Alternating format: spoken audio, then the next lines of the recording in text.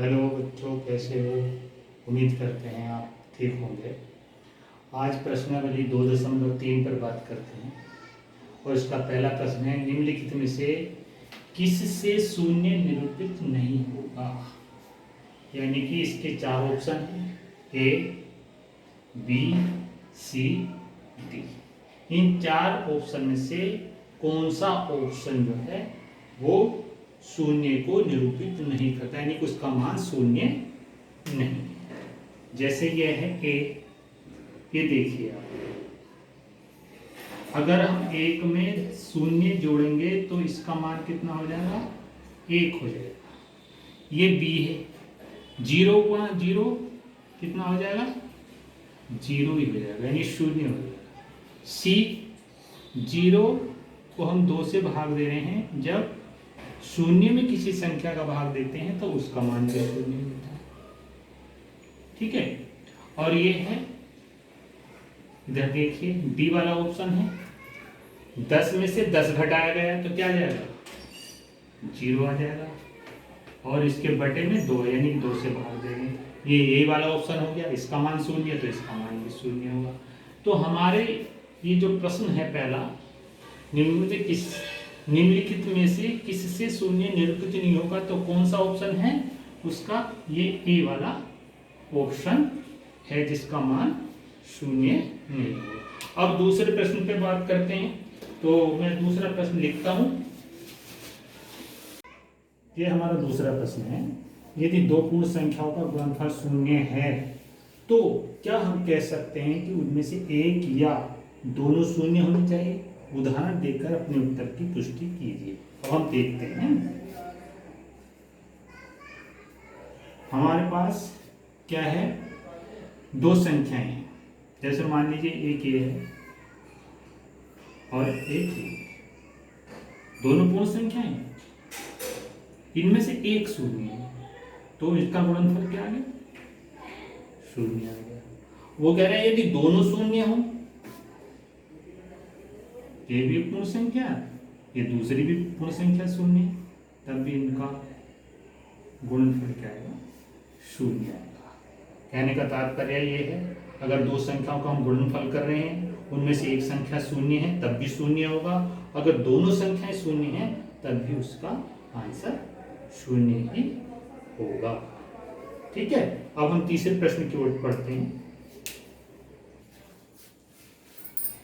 यह हमारा तीसरा प्रश्न है इस प्रश्नावली का, यदि 2 पूर्ण संख्याओं का गुणनफल 1 है तो क्या हम कह सकते हैं कि इनमें से एक या दोनों ही 1 के बराबर होनी चाहिए?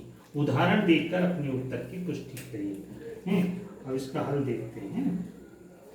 हमारे पास 2 पूर्ण संख्याएं हैं जिनका गुणनफल क्या होना चाहिए? 1 होना चाहिए। जैसे हम लेते हैं, जैसे हम ले लें 2 ले लें और 4 ले लें, तो इनका हमने गुणनफल करा तो कितना है?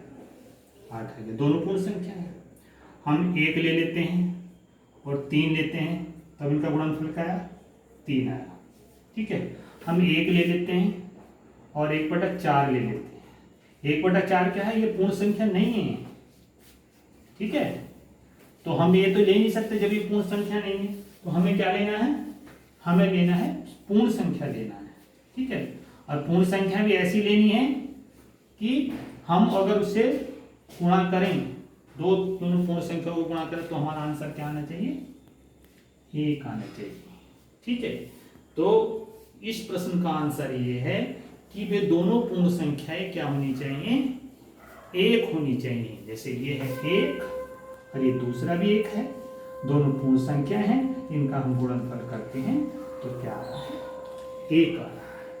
ठीक है, तो इस प्रश्नावली का ये मैंने 5वां प्रश्न लिया है, चौथा प्रश्न छोड़ दिया। इसलिए छोड़ दिया है क्योंकि चौथा प्रश्न जो है वितरण नियम पर है, वितरण नियम पर आधारित है। वितरण नियम पर बहुत सारे सवाल पिछले अभ्यासों में कर चुके हैं, तो मैंने सीधा 5वां प्रश्न लिया। 5वां प्रश्न ये है, निम्नलिखित प्रतिरूप का अध्ययन कीजिए।